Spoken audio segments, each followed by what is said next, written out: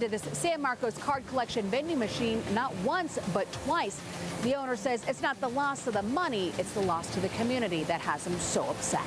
Badly outdated missing children flyers that were posted here at the Buckman Springs rest stop have all been removed by Caltrans. Emotional statements in court as an unlicensed driver who pleaded guilty in a crash that killed 2 young boys learns his fate. A mysterious odor sweeps through North County, what people are saying and how officials are responding. I'm in Oceanside hanging out with the best adaptive surfers in the world for the U.S. Open Adaptive Surfing Championships, where and when you can check them out. And how you can help save monarch butterflies from going extinct. CBS 8 News Live at 6 starts right now. A suspected thief caught on camera stealing thousands of dollars from a trading card vending machine in San Marcos is now behind bars. Good evening and thanks so much for joining us. I'm Marcella Lee. I'm Shanna Handy in tonight for Carlo Cicchetto. This crime hit deeper than just the bottom line. CBS 8's Abby Black joins us live to explain how it targeted something meant to bring pure joy to an entire community. Abby? Shannon and Marcella, you can probably relate. When I came to this vending machine today, I was hit with instant nostalgia. When you take a look, you have a Randy Koufax baseball card, Pokemon, and then my favorite is the Garbage Pail Kids. My brother and I used to collect them when we were kids, and it's that type of childhood magic that the owner wants to create every day. But when a thief tried to steal it not once but twice, the owner reached out for help. Rookie jersey autograph. Wait, show me that. Richard Giminaro Jr. has turned his San Marcos trading card vending machine into something special. How do you open it? Oh, free. Every day, he watches kids light up over surprise finds, autographed baseball cards, Pokemon, basketball collectibles. I gather that joy. I slurp it up. Take this regular customer in a wheelchair who stops by daily, hunting for the free cards Richard secretly stashes for his followers. Oh, wow, I got something extra. But last week, Richard's heart sank when he checked his surveillance video and watched a break-in. It was heart-wrenching. Yesterday, a thief had hit the fan stand for the second time in 1 week, grabbing high-value items. Only 3 in existence, Magic Johnson, James Worthy autographed, 1 of 3, and they took it. Richard recognized the same person from Friday's break-in. I come pulling in right there, and I see this door wide open, and my heart dropped. And welcome, San Marcos. This wasn't just about the $4,000 in losses. Richard started Southern California's first fan stand for his 3 sons. It's a family legacy. I don't know how to articulate it into words, but it's a family affair. It's a love that my sons and I have. Definitely sucked, it's kind of mad. Free packs. As a youth baseball coach, Richard gives free cards to every player, win or lose. He wasn't about to let thieves steal that joy from loyal customers like Logan Spann. It makes you feel like I'm a kid again. It's pretty dope. I'm 28 years old, but I was doing this stuff when I was a kid. So Richard kept the machine running. And I'm going to push forward to prove we can have nice things in San Marcos. A few hours after our interview, San Diego Sheriff's deputies called me and said they arrested suspect Weston Lloyd Strawn on felony grand larceny charges and recovered some of the stolen items. When we broke the news to Richard, his relief was obvious. I'm just in shock. I'm just elated. It's one of those things where justice prevails. And just like that, Richard's little corner of San Marcos is back to spreading happiness, one trading card surprise at a time. And look at this little sweet surprise. The owner talks about leaving free things. Well, this is just a little example of it. A Pokemon card right here, so the next person who gets in line will get a free Pokemon pack. Now, I do want to mention that this case came together quickly with some good detective work. The investigator tells me that once they got the surveillance video, they circulated it, and it was a deputy who recognized the suspect from a previous run-in. And when they arrested him, they not only found some of the stolen items from this burglary, but also an unrelated storage theft. So this case may have solved multiple crimes. Shannon? Abby, we're of course happy someone was caught, but even though the suspect is behind bars, I imagine the owner isn't taking any chances. What's he doing to make sure those expensive cards aren't stolen again? Shannon, you know, this looks like it's just a vending machine, but there are some high dollar items in here. We're talking about that Randy Koufax card. That's almost $3,000. And then there's some other high price items in here. He tells me every night now he's going to take out some of those expensive items and then he'll restock them in the morning. He is not letting his guard down, but he still wants to make this a joy for the community. All right. Thanks, Abby, so much. An unlicensed driver who pleaded guilty in a high-speed chase that killed 2 young boys in Mountain View was sentenced to 30 years to life in prison today. And tonight we're hearing from the boy's mother, who had the chance to confront the driver directly in court. I never got to see my sister start first grade, and I never got to walk Malachi's first day of 5th grade.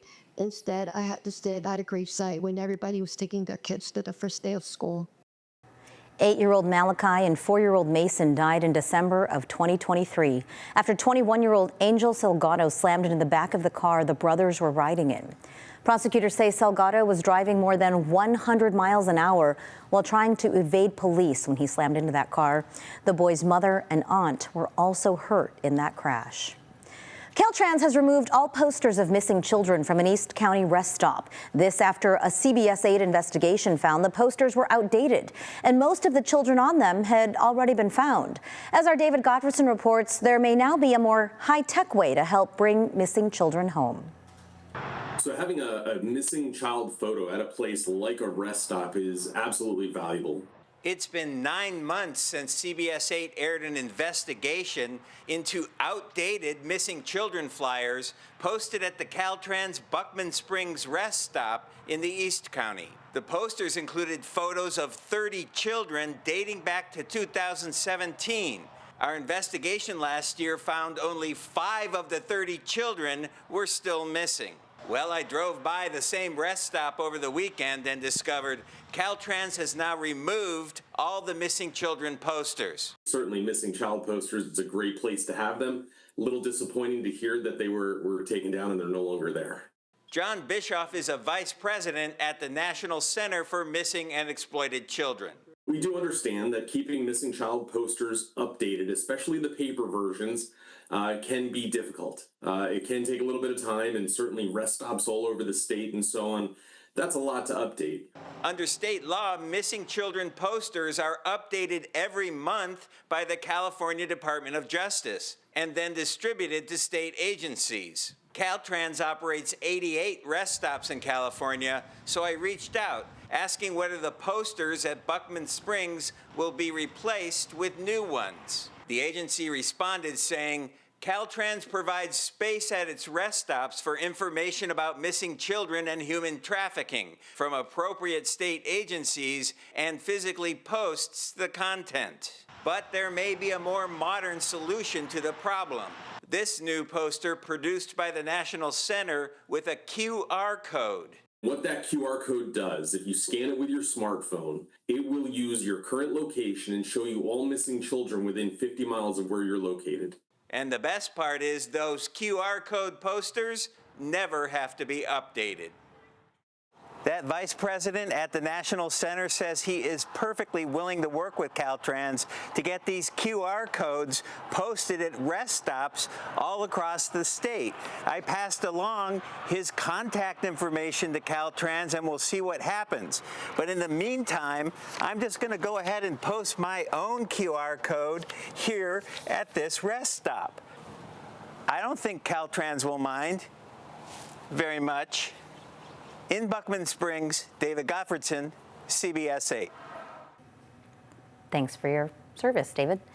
In an effort to keep kids safe, new rules regulating the use of e-bikes, e-scooters, and similar electric vehicles are now in effect in Chula Vista.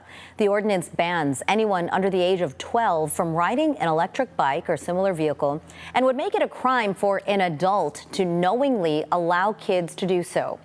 All electric vehicles are also not allowed on sidewalks. Police officers will be focused on educating people first about the law and will provide warnings until December 3rd. That's when enforcement will begin and citations and fines will be issued. There's a strange smell in the air along the North County coast, and no one seems to know where it's coming from. As CBS 8's Brian White reports, local leaders are working quickly to find the source. Yeah, the sudden stench had people all along the North County coast rolling up their windows and calling authorities, and now officials are trying to get to the bottom of what caused it. Calls started coming in Wednesday evening about a strong odor in coastal cities like Oceanside, Carlsbad, and Encinitas, with some comparing it to gas, chemicals, or even dead fish. It was a chemical smell that I hadn't smelled before, and it was really odorous. Down by the lagoon, I smelled it very strongly, and as we kept riding north to Oceanside, it got stronger. Others smelled it from inside their homes, like Victoria Aguilar in South Oceanside. There was an unusual odor that I smelled from the inside of my house. So I did go outside just to see if the odor was stronger outside, and it was. Oceanside Fire responded to numerous calls, testing the air with special gas monitors for toxic or flammable substances. In this situation, it was widespread throughout the community, so obviously very difficult to pinpoint. Blake Dorse is division chief at Oceanside Fire. He described the smell. I did smell it myself. I could smell it here outside of our city hall. I also live in our community, so I smelled it at home as well. So to me, it smelled kind of like a gas type odor. Last year, around the same time, a similar odor was noticed by many in the area. Some thought the smell could have been related to a battery plant fire in Escondido, but that was ruled out by officials at the time. Now, the San Diego County Air Pollution Control District says they're monitoring air quality from the coast all the way inland to Fallbrook and Bonsall. In a statement, the agency said, quote, residents described burnt tar or chemical smells. Our inspectors didn't detect odors, likely because they dissipated, but will continue investigating and checking for compliance. So far, no source has been confirmed, and officials say there's no immediate threat to public safety. If you smell anything unusual in your area, you're encouraged to report it to the county's Air Pollution Control District. Brian White, CBS 8. Hope they can find that source. Yeah. At first, when I heard about a strange smell in the air, I thought it was the corpse flower, but it's not related. I was actually out there today. I didn't smell it, so hopefully that means it's winging. Hopefully. We'll keep an eye on that. Or a nose on that. I was All right. gonna say. We'll take a new look inside a facility for senior animals and how scientists say you can help save the monarch butterfly. We have those details still ahead, plus the change in strategy fire officials are considering amid evacuation orders for wildfires. And later, what a court ruling handed down today means for the former home of Marilyn Monroe. Lots of sunshine in the forecast for most of the county, but we've been seeing those big clouds across the mountains and the desert and still looking at some alerts as we go into tonight. Oh, we're also going to dry out by the weekend. We'll take a look at your complete forecast coming up.